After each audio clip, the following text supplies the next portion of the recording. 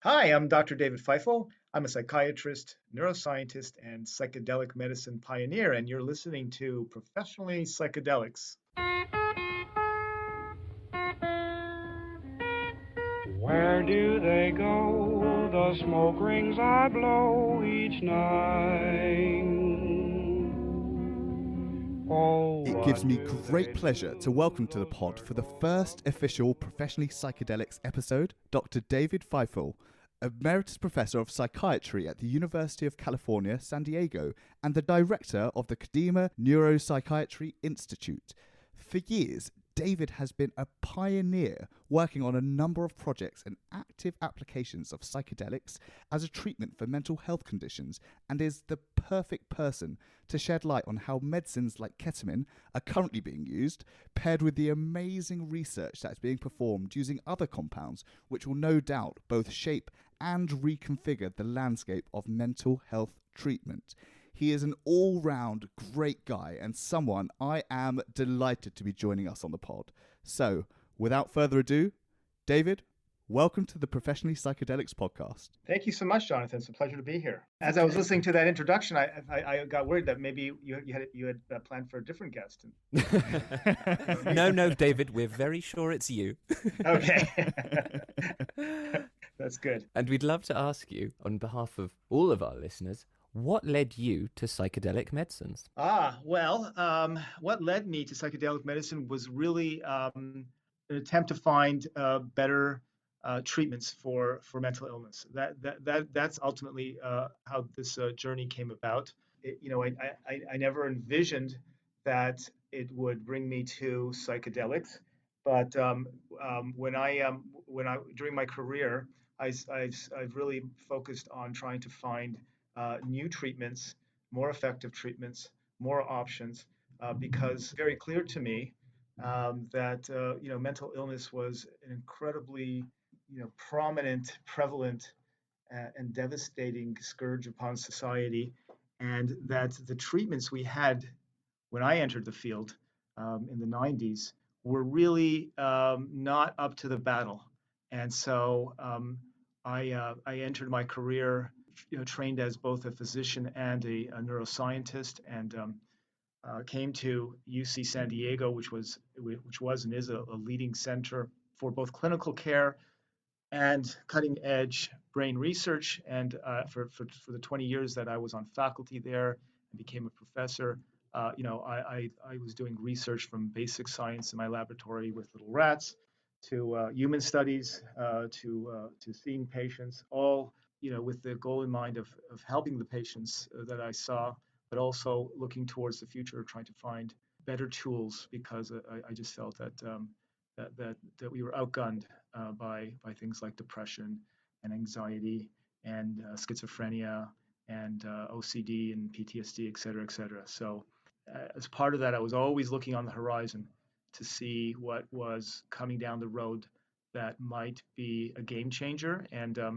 in 2008, I became very interested in the very few studies that had been published on ketamine infusions to treat treatment-resistant depression, and the data were really remarkable. These were small samples of patients, but the data were remarkable. And I thought, well, this could be an artifact, as we often see. Sometimes you get papers published and they just don't pan out. They can't be replicated. I said, so it's either that or it's going to be one of the biggest breakthroughs in psychiatry in decades. And I felt I had to find out. So I went to the powers that be at the university, which is, as all universities, relatively risk averse. And but I prevailed upon them to let me start a clinical ketamine program for people with treatment-resistant depression. And I quickly realized that this is something really special, something that is not like any of the treatments that we had previously, and it all took off from there. So I started to become that happened to it turned out that was the first ketamine treatment for psychiatric illnesses program anywhere in the world, which started in 2008, and then it just took off from there. And I've been pursuing better ways of using ketamine to treat patients ever since. And And then now diverging into other compounds like psilocybin, which we are doing studies on right now under the sponsorship of Compass Pathways and under FDA registration studies. So that's my journey. A whole heap to unpick there, and one of the things that I'd be keen to ask is that you mentioned that sort of entering the field in the 90s, there were really not that many treatments available in the psychiatry field, and quite a lot of them had their shortcomings. Would you be able to give us a sort of whistle-stop tour of traditional medicines that have been used in psychiatry and the type of shortcomings and limitations they have? Well, you can look at the history of modern psychiatry, I think, as different phases. Probably, the first phase of modern psychiatry starts with Freud and the idea that we could change people's mental state through talk therapy. And Freud was trained as a neurologist, and he understood that mental illness was a product of something going amiss within the brain. But he understood that we had limited tools of fixing that directly, and talk therapy, he understood, was a way of getting at the underlying brain process, and that was really the tool for psychiatry at that point to change people's mental state, to deal with pathological states. And then in the late 50s, early 60s, there were drugs that were found to have remarkable effects on people's moods and their state of mind, a lot of times ameliorating conditions that were problematic, like depression. And these were found by serendipity. So, for example, and these are all fascinating stories that I could take you through, but just as an example, the discovery of antidepressants occurred by way of a new anti-tuberculosis medication, one of the first treatments for tuberculosis that was introduced into the market in the 1950s. And taking the listeners back to previous era, in the 50s, tuberculosis still was a major epidemic, and people were quarantined, something we're familiar with now in these, what you would call, at least here in the States, they call them sanatoriums. So you'd have these sanatoriums where people with tuberculosis would be housed, and they were pretty miserable places. And they introduced this drug called iproniazide, which is a precursor of one of the mainstay drugs that we still use today to treat tuberculosis. And there was this interesting thing that not only was it helping with the tuberculosis, but the doctors and the staff noticed that people's moods were greatly improving. And it was actually problematic because some of the inpatients, if you will, who were passive and very low maintenance, suddenly started to demand activities and things like that. And the staff were like, what is going on? Everyone seems to be frightened. And even some people actually developed mania, which is something we know that an antidepressant can do if a patient has the type of depression that is the bipolar type. So this was very strange, and they started looking at what other features, aside from its effects on tuberculosis, iproniazid has, and they found that it actually affects an enzyme in the brain that breaks down some of the neurotransmitters we call monoamines, and that would include serotonin, which everyone I think has heard about with regards to mood, and also dopamine and something called noradrenaline or norepinephrine. And that was the beginning of the era of what I would call conventional antidepressants. Some of the earlier ones were from categories we now call tricyclic antidepressants, monoamine inhibitors. Those were some of the earlier ones, and then later on, they became a little bit more sophisticated, mainly in reducing side effects, and with the advent of the SSRIs, the selective serotonin reuptake inhibitors, Prozac being the iconic prototype for that category. What Prozac did was it made prescribing antidepressants very easy because they had fewer side effects than the older antidepressants, and they didn't require titration because of the decreased side effect profile. They didn't require cardiograms, which some of the earlier antidepressants required because they had potential effects on the heart, and that opened the door to antidepressants being able to be prescribed by primary care doctors, for whom previously it was a little bit daunting to manage the antidepressants without the training and So how to previously, was it only specialists that would prescribe them? correct. And in fact, when I was a intern in internal medicine, I remember the big marketing campaign for Prozac. It was a picture of a prescription pad, and it had handwriting on it, and you knew it was sort of a marketing product because the handwriting was legible. It wasn't a real doctor's handwriting. it was a clear giveaway, and it said, Prozac, 20 milligrams, one tablet a day, and what it was trying to say was, doctors, this is really an easy way to treat depression. It's just one single pill right away off the bat. You don't have to kind of ease people up into the dose, and you don't have to do any blood work, and you don't have to do any cardiogram, and it just expanded the willingness of people to prescribe antidepressants. And that if you don't have the tool to address a problem, you tend not to recognize the problem. So it's sort of the converse of the old saying: if all you have is a hammer, everything starts to look like a nail, right? I'm sure you've heard that. Well, this is maybe the converse of that, where if you don't have a hammer, you cannot see the nails. If it's not I get it. I get it. So what happened was depression, which had largely gone unrecognized, started to become more and more recognized at the general practitioner level. We call them family practitioners or GPs here in the United States, and so the treatment of depression started to shift towards the GPs, and many more people got on the medication because it became something doable. That's sort of a bit of a diversion from what I think the point I was trying to make was, along the way, the medications, because they were shown to work, inspired a theory that the cause of depression was a chemical imbalance.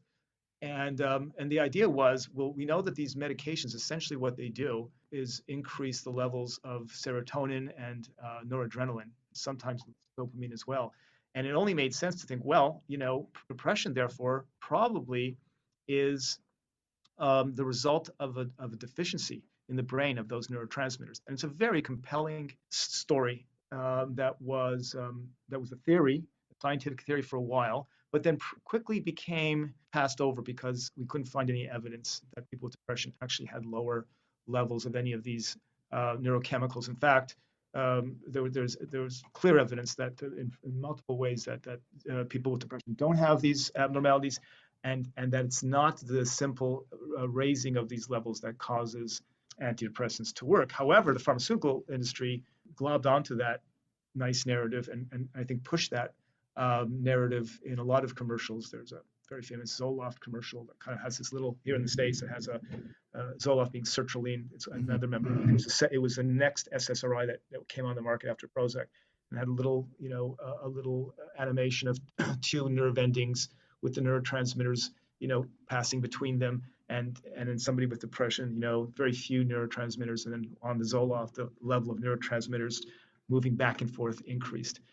So I think that, as human beings, and I deal with this all the time with my patients, and sometimes sadly with my colleagues, we really, our brains really want to understand the world, and they really gravitate towards a nice, handy story that makes sense to us, that lets us feel kind of, okay, this is the answer to this. And so the idea that depression was a biochemical imbalance, or even more simply a deficiency in the monoamines, which was called the monoamine hypothesis, it just stuck. And to this day, I have a lot of patients who come in are shocked to hear that low serotonin has nothing to do with depression. And we can drop a normal person's serotonin very quickly. We have ways of doing that just by having them actually take a certain drink with certain large neutral amino acids. It'll pull the serotonin out of their brain, and they don't become depressed.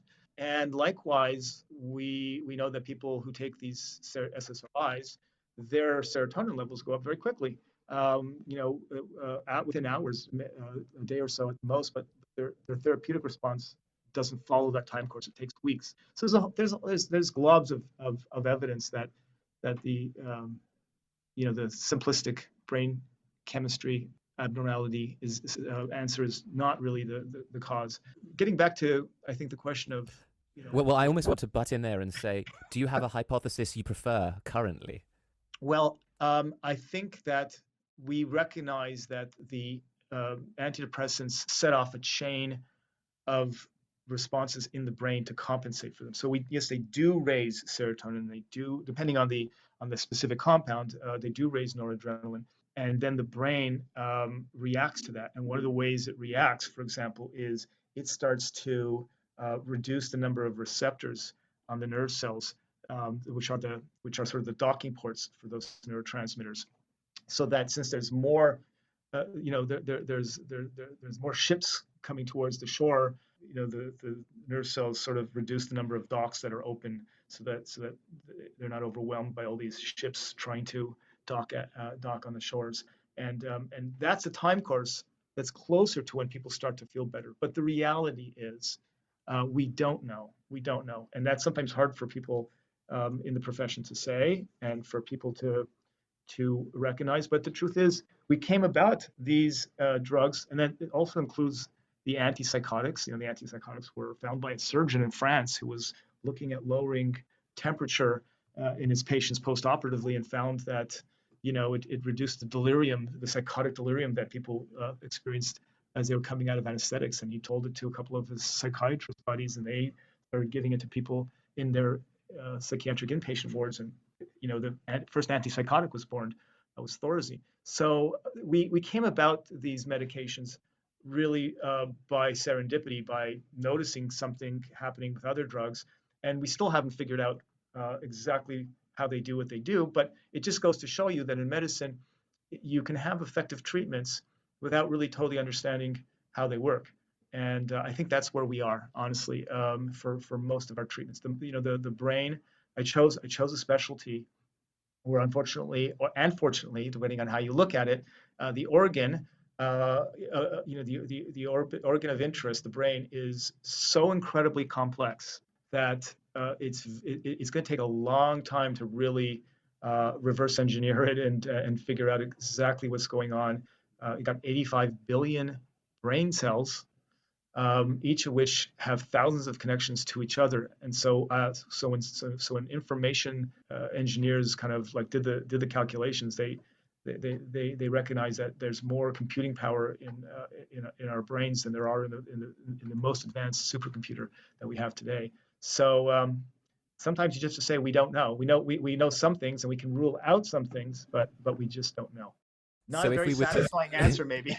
well, I think it's an honest answer, which you have to have a weight of knowledge and understanding behind you to be open about and say. But I guess I wanted to transfer it, calling back to Jonathan's question that set us off down this lane.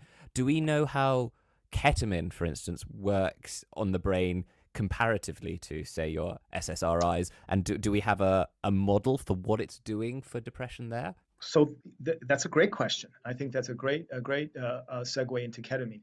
So, and the answer, like I think with the other things, is that yes, we do know some things. We do have some knowledge, but we fall short when we try to pin its effects onto one or other of these. So when we talk about ketamine, for example, comparing it to the antidepressants that I talked about previously.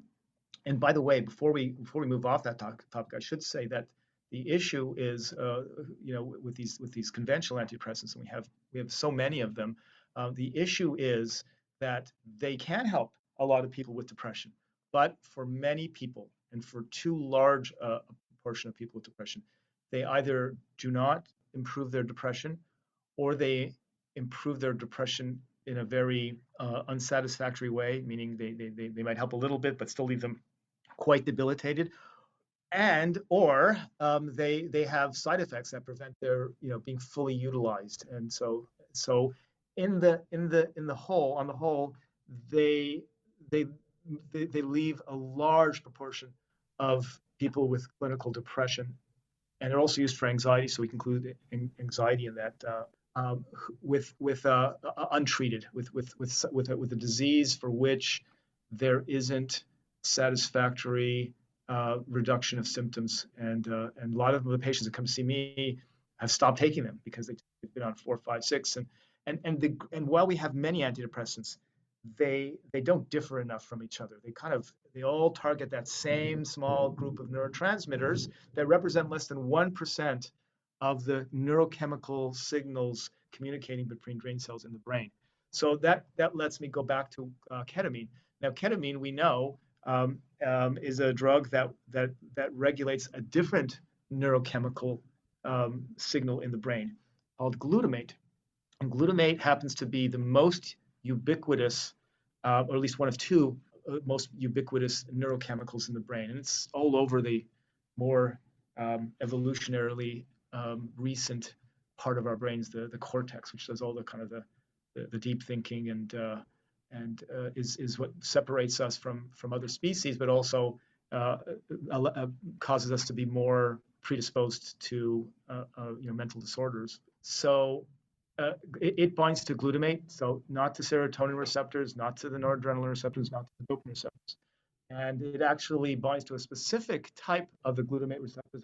And what it does is it kind of blocks natural glutamate from binding to that receptor. So it acts as what we call an antagonist.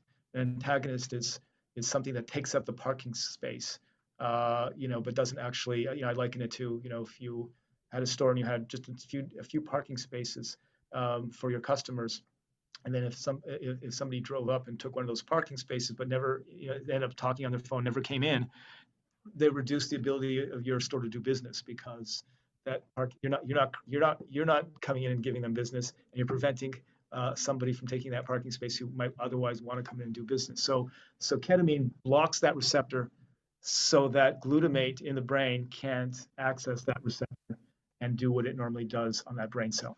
So that's sort of at the level of the most basic entry level of what does glutamate do, what does ketamine do that differs from the other drugs. But then after we go from there, there's it gets very complicated. It gets metabolized into other by our liver, into other subchemicals of ketamine that bind to other versions of the glutamate, and so on and so forth. So if we look at the receptor level, there's a difference. We can then think about, well, what does it do to brain activity? We can ask the question about how ketamine differs from other psychiatric drugs at that level, not sort of at the cellular level, but at the overall brain activity. And we have good ways of measuring brain activity now with scans and so forth. One of the interesting things that ketamine does is it does something that's very similar to what the other psychedelics do, like LSD and psilocybin. And this is why we think that its mechanism may be have more in common with those other agents. What it does is it shuts down a kind of a information pathway in the brain called the default mode network. The default mode network is this circuit in the brain that involves different areas in different regions that tend to kind of get active when we are sort of not engaged in any type of mental task that requires deep concentration. So normally, if we are studying something visually intensely, there's our visual areas is dominates, and if we're listening to this podcast and trying to decipher what's being said, it's our auditory areas on the both sides of our brains connected to the language areas that decipher sound turned into meaning. But when we're kind of not doing anything too intensely, what we used to think that, well, the brain is just kind of just in neutral and kind of shut down when we're not doing anything. But it turns out that we discovered that that's not the case. That in those in those states of mind, the default node network kind of comes to life. And we think that the default node network plays an important role in psychological continuity, where we each of us sort of have the sense that we are one entity, and the hand that we see to our right and the hand that we see to our left, the thoughts that we have inside, all part of one package with a boundary that separates us from the rest of the world. So we think that default mode network plays a role in keeping the idea of a coherent person. And when people take ketamine or LSD and psilocybin and a lot of other drugs that produce what we call the psychedelic experience, the default node network tends to kind of go away, or not, we can't see it active as a coherent circuit. And instead, there's this almost chaotic global increase in activity in all the brain areas which you don't normally see because it doesn't represent one type of activity or another. So suddenly the brain lights up, all the areas light up. And the thinking is that corresponds with the experience that a lot of people will have in the psychedelic state where they feel very connected to the universe and to other people and so forth. There isn't this sort of sense of separation. We think that global pluralistic, if you will, activity might be what's causing that sensation. And I've heard it likened to the idea is imagine if all the in the UK, do you call them freeways or highways? What do you call them? Motorways. Motorways. Okay. M1. Okay, so imagine M1 and all the other motorways had to be shut down for repairs at the same time. It would cause major disturbance in people's ability to get around, and suddenly people would have to be forced to take all these we call them surface streets.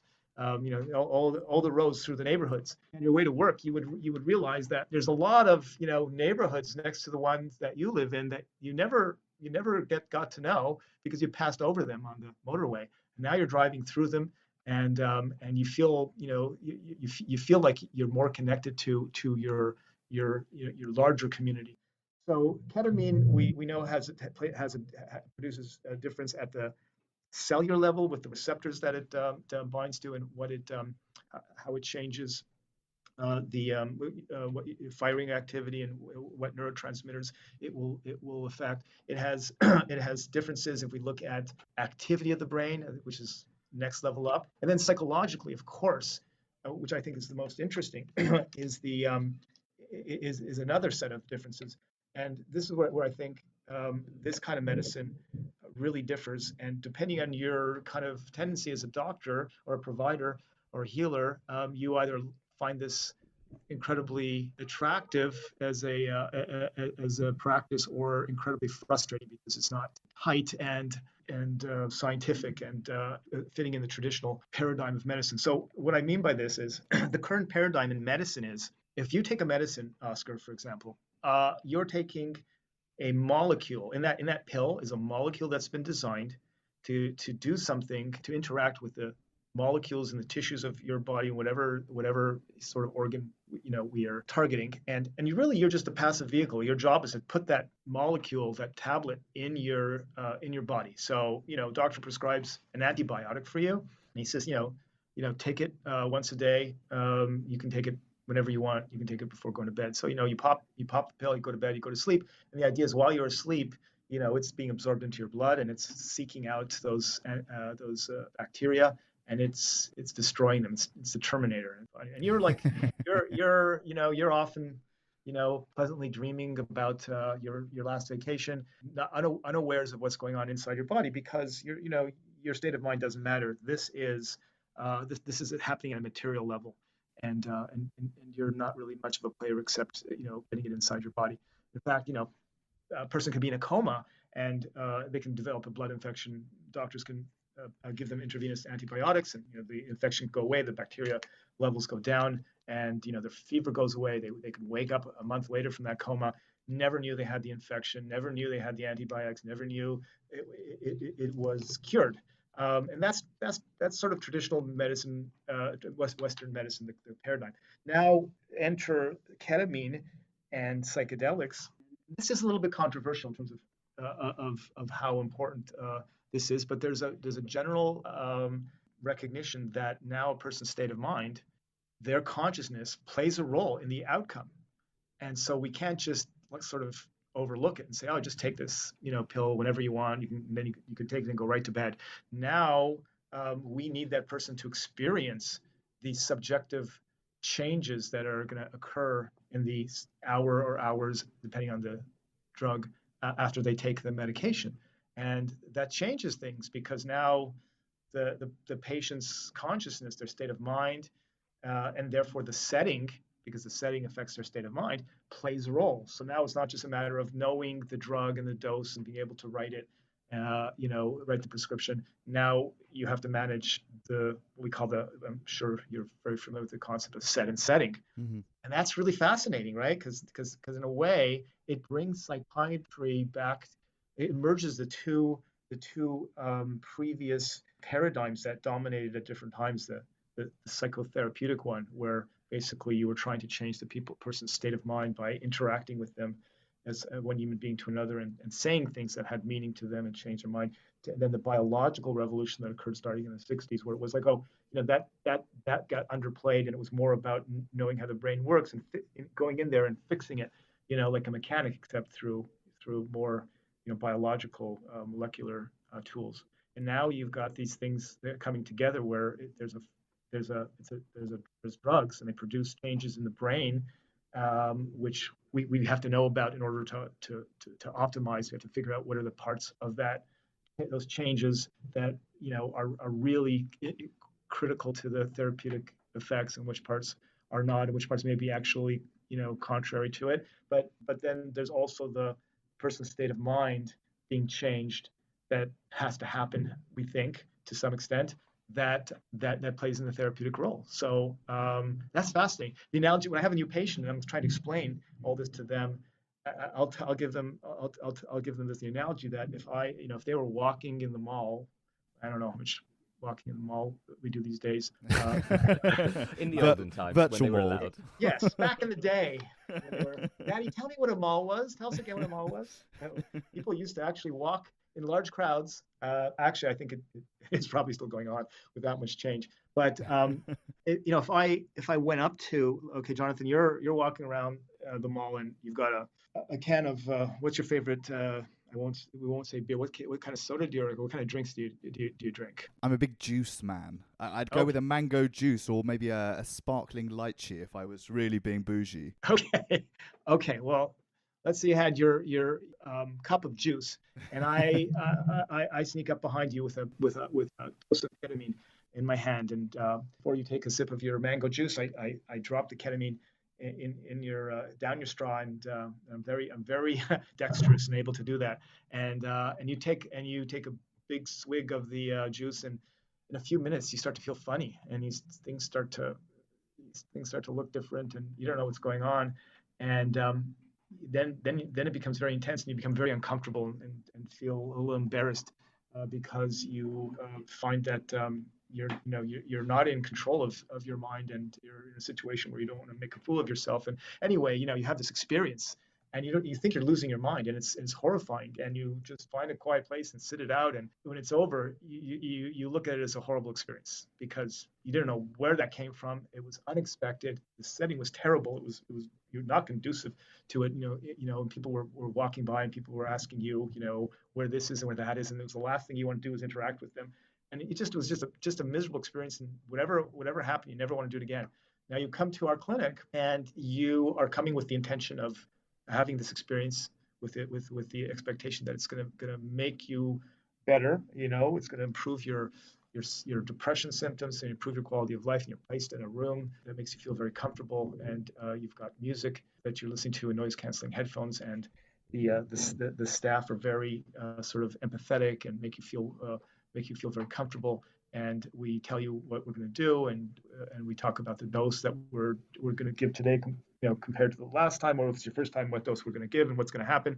And it all plays out as it does, and you're sort of waiting for it, expecting it. And it turns out that same dose, the same drug that could have been a horrible experience that you never want to repeat, would very likely be an experience where you would say that was phenomenal, that was incredible, I've never experienced anything like that. I can't wait to do step 2 in the treatment. So same drug, same dose. What's the difference? It was a person's state of mind and the setting, the intention they had, the expectation. And that's wonderful. I think that's so cool.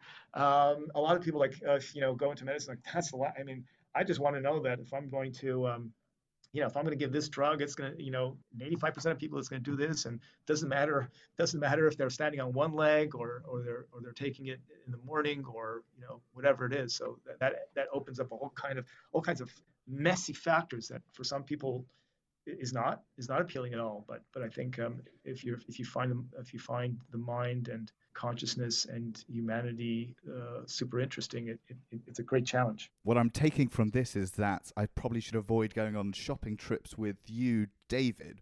But Yeah, you don't. That's probably too much knowledge and access to mind-altering drugs, and I enjoy pranks too much, so it would be not wise.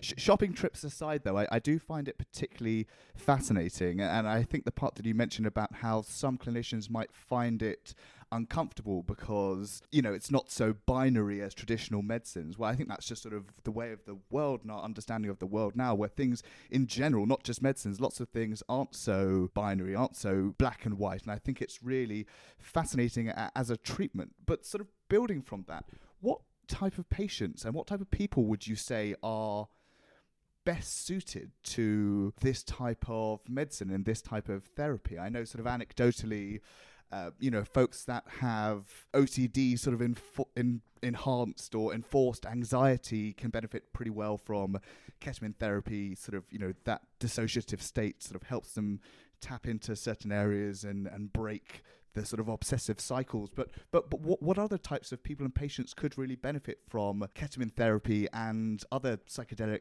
compounds that you have sort of worked with and have been involved in research projects on? Well, we have by far the most experience and knowledge with ketamine because it is really for all intents and purposes practically the only legally prescribable psychedelic currently available. So it's Schedule 3 if I'm right in saying, it's right? Schedule 3, yes, Yeah. in the U.S., which means it's a controlled substance, but recognized to be approved for human use because it was approved as an anesthetic back in 1970. The way the health system is in the United States, and I think to some extent in the UK, but I think there's a little bit more restrictions on doctors there, is that once something is approved for one indication or condition, a doctor can give it for any other condition that they feel the patient may benefit from, and that's called off-label prescribing, completely legal and quite common, and sometimes the best medicine, the best practice, because getting FDA approval or having a drug that's approved by the FDA for a certain condition is not what people think. It's not just the sort of the stamp of this is safe and effective by the FDA because it requires the FDA doesn't go around proactively and look for things to give its approval to. You have to apply to the FDA for a new drug that's never been in human use to get its first indication, or for one that's already approved to get another indication. And that costs globs and globs of money, hundreds of millions of dollars to go through those hoops and to do the studies the way the FDA wants those studies done.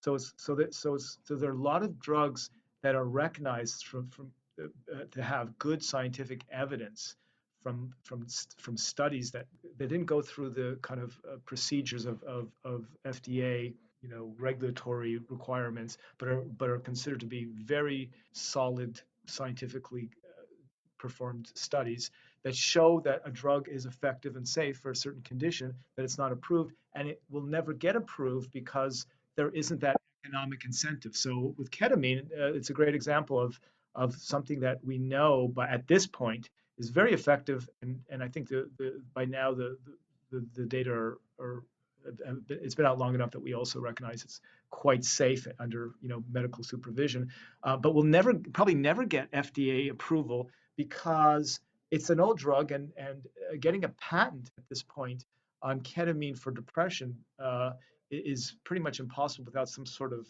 novel twist. And so there's no business incentive for any pharmaceutical company to get 50-year-old ketamine approved by the FDA, because the moment that they did get the approval from the FDA, having spent those hundreds of $1 million, any other pharmaceutical company could apply to the FDA to market that drug generically, as long as and all they would have to do is show that their formulation of the drug produced comparable blood levels of ketamine as the brand, the original company's version of it. And then even there's a 20% leeway given by the FDA there, so they'd only have to get within 80 to 120% of the blood levels, that the original approval. So it's not going to happen, and it's not going to happen just purely because of the structure of the patent system and the FDA. And the implication for that is that because ketamine is not approved for anything other than as an anesthetic, it's not approved for depression, that insurance companies in the United States aren't covering it because, but as a general rule, the first hurdle for them to cover a treatment is FDA approval. So you see, you've got this kind of like conundrum here of a drug that everyone at this point recognizes is a breakthrough. It's probably the biggest breakthrough in 50 years in psychiatry. And there's lots of great studies from all kinds of great universities and great scientists, including myself. I'll throw myself into that august group.